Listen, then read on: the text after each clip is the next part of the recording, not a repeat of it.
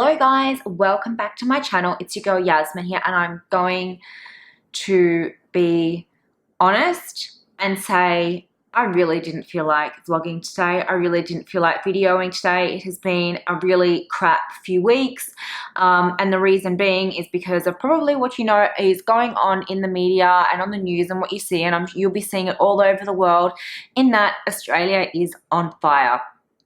We are on fire. Literally all the southern states are on fire, with some smaller fires up in the top half as well, but it's significantly down in the bottom. And the reason why it's not in the top is because they have wet season currently, so they're getting a lot of rainfall, which happens every single time during this year.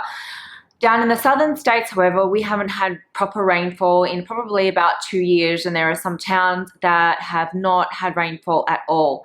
So I'm really deeply saddened. You know, everyone in Australia is doing their part except for the government. My channel is not political. It was never meant to be political, and I've never spoken openly about my beliefs or my feelings or my views about the politics in Australia, about who is who, what is doing what.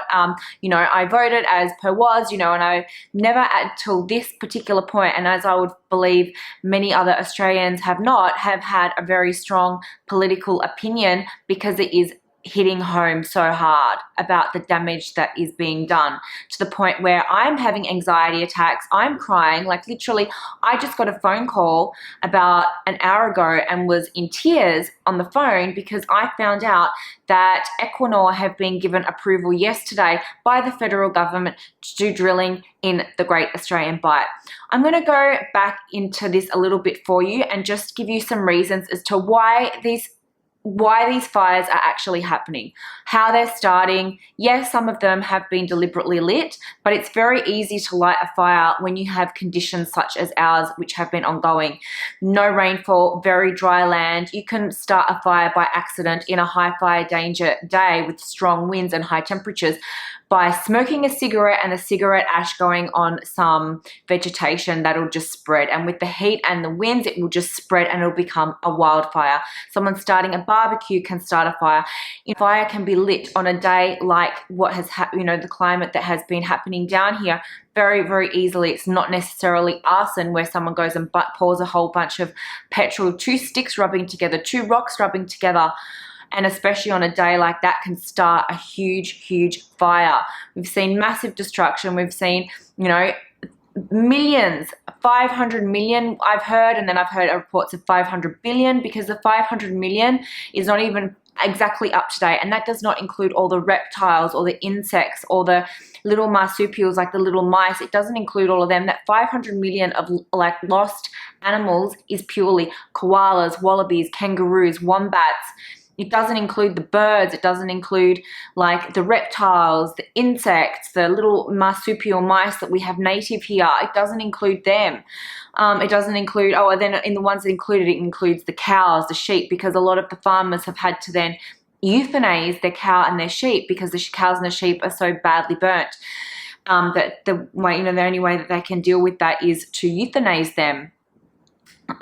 The reasons as to how this all started, it's climate change. If you have a look at the ozone layer hole, 1975, you know, it's there, but it's not that big. Come to now, NASA's photo 2019, look how big it is. The ozone layer hole also sits right above Australia. So all the CO2 emissions, everyone's pollutions that do, it just seems to flourish right down here, because we are the driest inhabited continent in the whole world. And with the ozone layer sitting right above us, we are like destined to, you know, just cook whenever someone else releases a whole bunch of CO2 emissions. As a country, we actually don't release a hell of a lot compared to some other countries. Like the world's #1 is China of releasing CO2 emissions. They just, they're like a, you know, you just chuck everything up and then it dumps it all on top of us. But as a result of these fires, our air quality has been like 70 times the safe standard, and seriously toxic air that on most days we've had to walk around with, you know, carbon filter masks on, because the air quality is the worst in the world, like 70 times the limit of what is considered normal. And it's putridly toxic to us.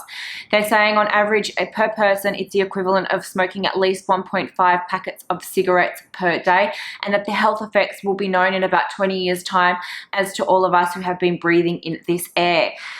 How this has started? Yes, climate change. Australia did not pay attention to the need for renewable energy when it was made known quite some time ago.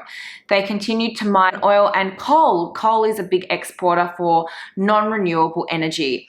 The government is still mining coal. They are still mining gas. In fact, we've sold off gas plants to companies overseas. And as of yesterday, which was why I started crying, bawling my eyes out, is amidst all of these fires, amidst all of the animals that have lost their lives, the people who have lost their lives, the homes that have been destroyed. Some people don't have insurance, some people do have insurance.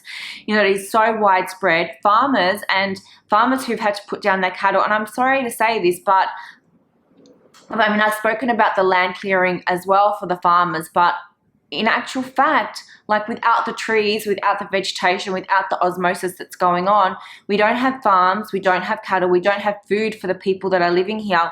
We don't have water for the people living here. There are people with orchards, fruit farms out in certain areas, and they've had to foot water bills of about $80,000 annually in which to get water to their property, to be able to water all their crops, to be able to feed the population of Australia fruit.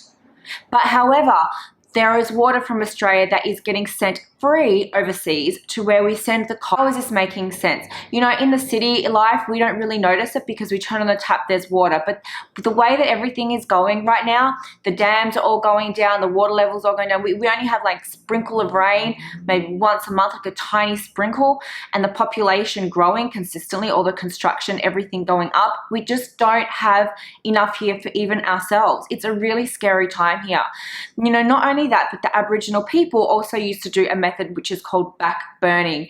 And back burning is, you know, people have gone on about, oh my gosh, you're killing the trees. No, back burning is they're very small controlled fires in which the outer layer of the trunks of the trees are burnt, not the inside. And in fact, the Australian vegetation does need fire in which to regenerate. There is evidence of this being done for thousands and thousands and thousands and thousands of years. It's done regularly every dry season up in the Northern Territory, and then come the wet season, you see it. I'll see it myself, and the new vegetation comes through. It's green and luscious and new sprouting, enough food for all the wallabies to eat, all the kangaroos to eat, all the other wildlife. The animals, as it's done in patches, they move along to the next section. When the other section's done, they move back. They just know, they know it's done in patches. When this is not done, it's so easy to start a fire here, and it's very easily being able to spread. But also the way that these plants germinate in Australia, our native plants, they need fire in which to regenerate. That even up in the Northern Territory, even the farmers are doing regeneration on their soil to bring back all the seedlings to regenerate them. It's what the Aboriginal people have taught them, because they found out that we need to start listening to the Aboriginal people in order to make our crops survive in this climate, because the crops that are here are not native to Australia either. They need extra special attention as well. So this is another thing. We have no water, with no trees, no vegetation, with the CO2, with the ozone layer hole right above us. We haven't had any rain, and then these fires are starting very easily and just spreading like wild. Well, they are wildfires. They are wildfires. And amidst of this, we just got approved, I think it was the third time. We've had a few different oil companies come in and try to drill down in the Great Australian Bight, and they've all been rejected. And now this is the last one. This is Equinor. They have been given approval, and now it's a case of us all having to protest and take them to court in which to try and get this knocked back. Because I can tell you right now that we are not surviving as it is with what is going on right now with the CO2 emissions and the fossil fuels. That a whole nother bunch of oil. Needless to say as well, I'm going to tell you, if there's a leak of that oil when they're mining down there, that oil will spread all the way around from the bottom of South Australia, all around the coastline, all up to the top of the bottom of Queensland. That's how far the oil is going to spread. It's going to destroy our wildlife. It's going to destroy our marine life. We'll have no more fish in which to. It's going to kill the turtles, the seals, everything, all the marine life that is going down there. Is there really a need for oil? Okay, all you people who have got cars and planes, don't you think it's time that you just start looking towards other sources? Because in 15 years time, the world is going to have no more oil left. Anyway, you're all going to have to change your means and your methods of life. You're going to have to change to, electric cars, and then in which case we're going to need renewable energy. Australia should have listened years ago when this was all being brought up. I'm very fearful for the next coming. I'm scared for my generation even. I've got a lot of years left in me, and this country is becoming uninhabitable. Soon, we are running out of water very, very fast. So it's not even a case of even just now. And unfortunately, the elder generation often, are very pro-libertarians, but even now they are changing their mind and they're waking up and seeing the devastation, the destruction that everything has gone by. And yes, I'm pro-economy as well, but what's the point of an economy when in a country that no one's even able to live in? We've got a prime minister right now he's come from a marketing background, who went off overseas amidst the fires, didn't tell anyone, and then when he got caught, put his tail between his legs and went, ah, he has no idea, and then does these sympathy things and goes out to, the victims of the bushfires who don't want to shake his hand, and then he gets all upset that we offended him. I'm very vocal with him. I tweet him all the time and tag him and everything. I'm very vocal about what I think of him and his deputy. The deputy prime minister, the head of the Nationals party, is nothing. Well, he's just a farmer. He knows nothing. He's got no education. How can he be running a country? The country needs to get the land management back to the Aboriginals and someone with a middle ground who can look at things in a logical perspective. Not these people who are just interested in, let's just do education. Everyone needs extra education. The Prime Minister, when elected, gave $4.2 billion to Catholic education, but yet he has not investing anything, even his time, to go and help the people who are losing everything with the fires. He did not even get it signed off by the Governor General to go to the monarch, because we are a monarch country, to get the Australian Defence Force extra aid in to go and fight these fires. There's a really good video that I would really like you to watch. I am in no way affiliated, but he articulates this whole perspective very, very well, and I'm going to put the link in down for you as to what is actually going on and the whole history, and it's got some history about some other prime ministers in which we have said in here. All of Australia are angry, we are hurt, we are scared. We are very, very scared right now of our future, and even today, tomorrow, what is happening. We are we've started off a hashtag Dear Your Majesty, which is for the Queen, because we want the current Prime Ministers to be sacked. We want his government out. We want them gone. We can't afford to have them there any longer. They're meant to be here for another 2.5 years. We can't have them here. We're not going to survive with them here anymore. And so we need everyone to get behind us and really just start pushing for this to happen. In 1975, Gough Whitlam and his government were fired by the Queen. It was the only time in which this has ever happened in Australian history. This needs to happen again. So if you like this video, please give me a thumbs up and a subscribe, as well as the bell notifications for future videos. I can assure you that my videos are not political. We're just scared right now. We are so scared here of what is going to happen. One day we might not have any water even.